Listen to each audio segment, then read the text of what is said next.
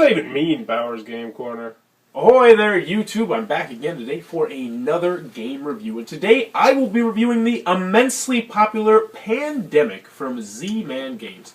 This is for 2 to 4 players. It'll take approximately 45 minutes to play, and it's for ages 10 and up. And in Pandemic, you will be running across the globe trying to fight diseases. Let's have a look at the box. The box itself is probably about 10 inches by 14 inches, about an inch to 2 inches deep. So it's not too big, not too small. It's about the size of a textbook. On the front of the box, you're going to have some nice artwork of a scientist and an army general and a lady on a computer. You know, generic action movie stuff about science fiction-y things. And on the back, you're going to have a picture of the board and a brief description of the game. Let's have a look inside the box to see what's in this bad boy.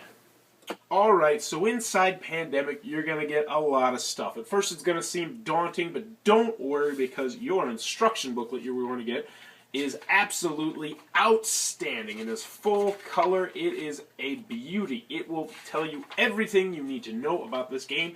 It will leave no stone unturned. Golf clap to Z-Man Games for making a fantastic instruction booklet. Now we're just going to take a look. I got a mock board set up, and we're just going to take a look at all the different pieces first. So, first you're going to get your cubes. These represent your diseases. There's 4 different colored diseases. There's black, yellow, blue, and red for the different continents and countries, what have you here. You've got your pawns, which are nice, sturdy wood, which are going to represent your different characters. There's the scientist, the dispatcher. They've all got unique abilities and unique colors, which is really nice. The medic, for instance, normally if you wanted to cure these disease, which you have to do in order to win the game, you would have to say, alright, there's one action to get rid of this cube, one action to get rid of this cube, one action to get rid of that cube. So take you 3 actions to get rid of it. A medic, however, can just say, boom, all gone, 1 action, which is very useful. Then you got your scientist. This is another one. This is a particularly good one, which allows you to cure a disease if you have 4 cards. You're going to be getting these cards, which we'll get into in a second. And normally you need 5 of the same colored cards in order to cure a disease. However, with the scientist, you only need 4. But since your hand limit is 7, you can only have 7 cards in your hand, it's actually extremely useful. There's 3 other classes, which I'm not going to go into, but they also have useful abilities.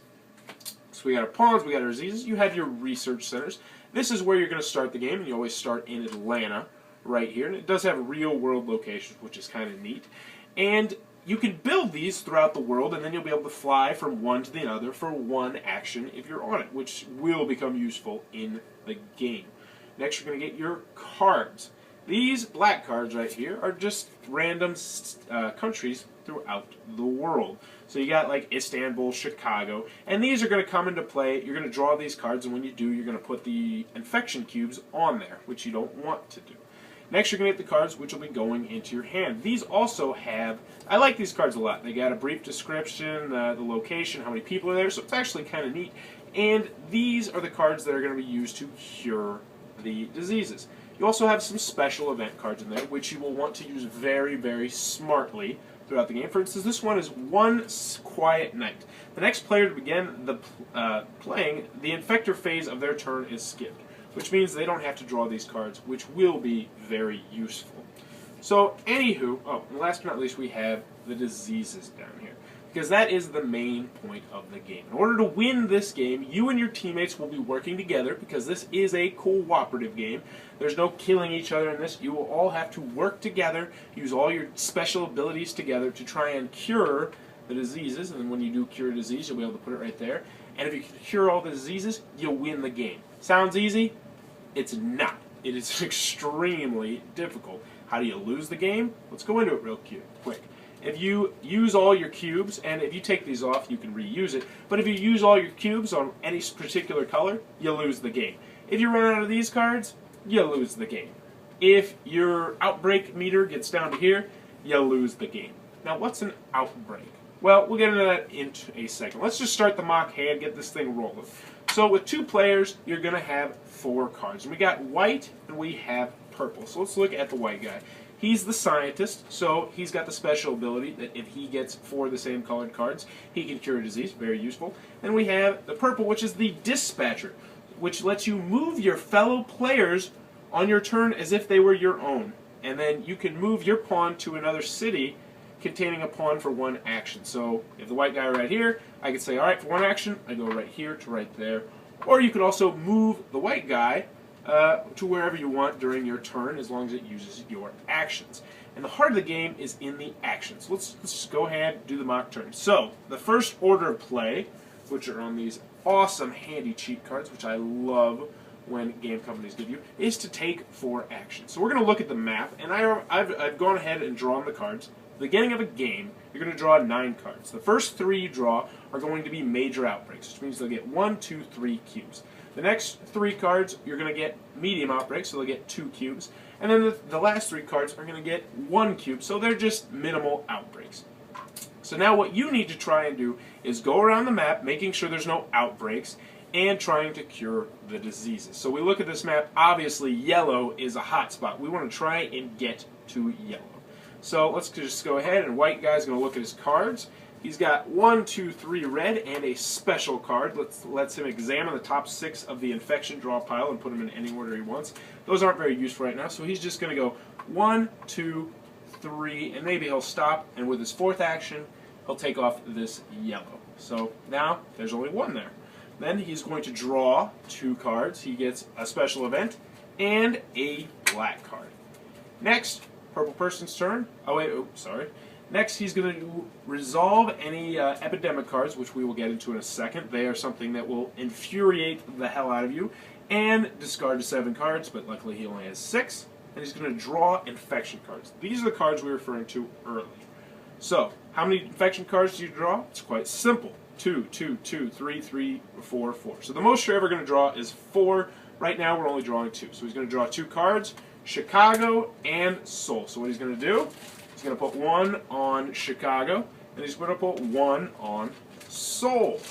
So as you can see, it's going to get progressively more difficult, because now there's more diseases. So the purple guy, what's he going to do? He knows he can't get all the way here, which he needs to, so what he's probably going to do is go 1, 2, 3, and then maybe he'll just move this guy right here with 4. With his 4th action, he uses special abilities. Oh, he's going to look at his cards too. He's got 3 yellows. That's very helpful. If he gets 2 more, then he will be able to cure the disease. Anyway, right now he can't, so he will draw 2 cards. He'll get a yellow and another yellow. Very fortunate for him. But here's where the game can get kind of messy. As I mentioned earlier, this is an epidemic card. This is the card you want to avoid at all costs. There are 3 steps to an epidemic card, and there are either 4 to 6, depending on how hard you want to make the game, that will be randomly shuffled throughout the deck in a special way.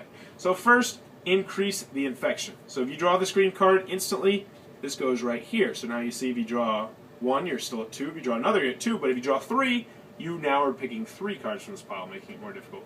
Next, you're going to infect. You draw the card from the bottom of this pile, and that is now a major outbreak. So this is bad. Lima is now going to get 3 cubes, which means we're already in danger of losing because we're running very low on these yellow cubes. So Lima is going to get 3. It's a major outbreak. And last, this is the worst part of it all.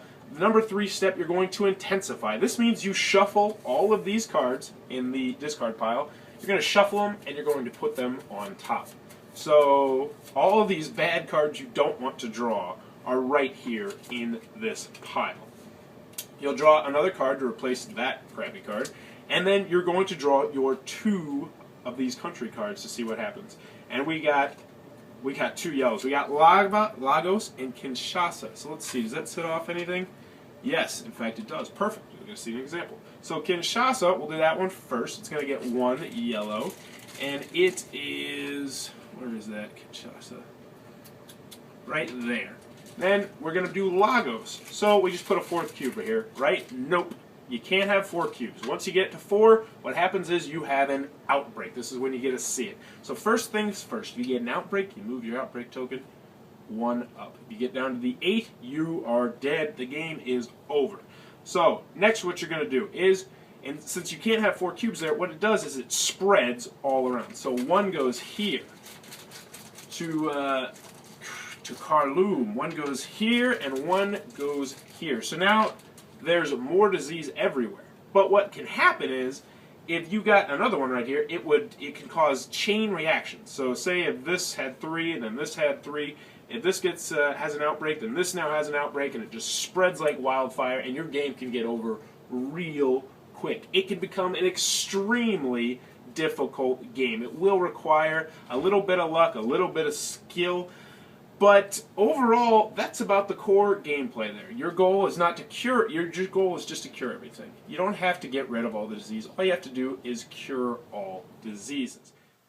Alright, so Pandemic from Z-Man Games. Let me first go off and say that I couldn't go into everything about the game in the little brief thing that we did right there, because there's a lot more stuff to the game, flying around, trading cards, and I just couldn't go into all of it. But the rule booklet will show you exactly how everything works. Let's go over the game, pros and cons. First, start with the cons. On the con side, you got to make sure that nobody's the leader telling what everybody to do this and to do that, because then no one will really want to play the game. You got to make sure everybody really is working cooperatively, since it is a co-op game.